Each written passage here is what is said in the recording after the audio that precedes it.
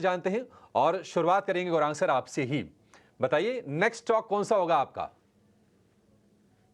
तो अभिषेक, प्रयास ये किया है हमने कि आज इस कार्यक्रम के माध्यम के द्वारा जब हम लोगों तक पहुंचे तो उनको देश की उन्नति, प्रगति और विकसित होने का एहसास हो। 5 स्तंभ हमने चुने थे, उसमें से 2 का तो जिक्र कर दिया, इंजीनियर्स इंडिया और बीईएल। तीसरा जो होगा वो वित्तीय क्षेत्र से होगा और वहां पर हमने चुना है हमारे देश की सबसे बड़ी और अहम bank, state bank of India. अ, ऋण की मांग निरंतर बढ़ने वाली है, इसमें कोई दो राय नहीं है अभिषेक।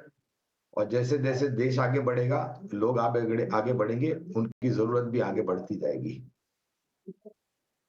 नतीजों को लेकर के पारदर्शिता दिखाई दे रही है और खास करके जो सुधार ग्रॉस नेट एनपीए में हुआ है और आने वाले भविष्य में होगा, उसके कारण प्रोविजनिंग नीचे आएगी, प्रॉफिटेबिलिटी में मजबूती दिखेगी और ऋण की मांग बढ़ने से आपके जो मार्जिन्स हैं, इंटरेस्ट मार्जिन्स, वो भी सुधार होंगे। ब्याज दरों को लेकर के अभी-अभी हमने पिछले हफ्ते माननीय गवर्नर साहब की टिप्पणी सुनी है और अगर महंगाई दर नियंत्रण सीमा के भीतर आ गई तो शायद ब्याज दरों में कटौती भी आते हुए दिखेगी।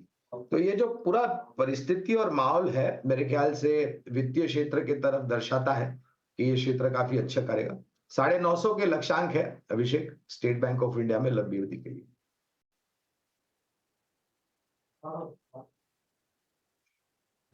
ठीक है, स्टेट बैंक ऑफ इंडिया के लिए 950 रुपए का लक्ष्य और 800 रुपए के आसपास हम देख रहे हैं कि आकर ये सपोर्ट लेता हुआ भी शेयर दिख रहा है। 875 रुपए के आसपास से गया था, वहां से थोड़ा सा कूल ऑफ हुआ है और इस वक्त है 800 रुपए के आसपास। बढ़िया, कोई दो राय नहीं। मतलब अगर आपको सरकारी बैंकों में कुछ रखना है तो बहुत ही सीमित गिने चुने विकल्पों पर भी आपको गौर करना चाहिए और एसबीआई निश्चित तौर पर आपके पोर्टफोलियो में होना चाहिए। देश की तरक्की में, नेशन बिल्डिंग में इस बैंक का निश्चित तौर पर एक बड़ा योगदान रहा है और हम सैल्यूट करते हैं इस बैंक को इसके कामों के लिए। आपका अगला शेयर कौन सा है? पीएसयू स्पेस से हमारा अगला स्टॉक रहेगा इरकॉन। ये company railway electrification, railway track development, engineering construction में फोकस करती है। इसका करंट प्राइस 260 का है और हमें लगता है इरकॉन में 30% की अपसाइड एक साल में संभव है। 340 का लक्ष्य बनता है। हम हर एक स्टॉक में कैटलिस्ट की तलाश करते हैं और इरकॉन का एक कैटलिस्ट है जो इंडिया के करंट रेलवे मिनिस्टर हैं, जो पहले भी रेलवे मिनिस्टर रह चुके हैं, मिस्टर अश्विनी वैष्णव, जिनका बहुत बड़ा फोकस है railway automation, railway electrification and overall safety development across the railway infrastructure.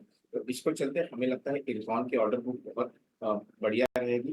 Currently भी इरकॉन के 5 फॉरेन कंट्रीज में प्रोजेक्ट चल रहे हैं, ऑनगोइंग प्रोजेक्ट्स लाइव हैं। इरकॉन एक डेट फ्री कंपनी है, इसमें नेट लोन 0 है। इसके अलावा कंपनी का बहुत ही जेनरस डिविडेंड पे आउट है, लगभग 3% प्लस का एनुअल डिविडेंड देती है। तो इरकॉन एक engineering construction railway development focus company रहेगी। 340 का लक्ष्य पर आप रख सकते हैं एक साल की अवधि के लिए। एक ये रेलवे इंफ्रास्ट्रक्चर के लेके आपके पोर्टफोलियो में एक स्टॉक इरकॉन का बन सकता है।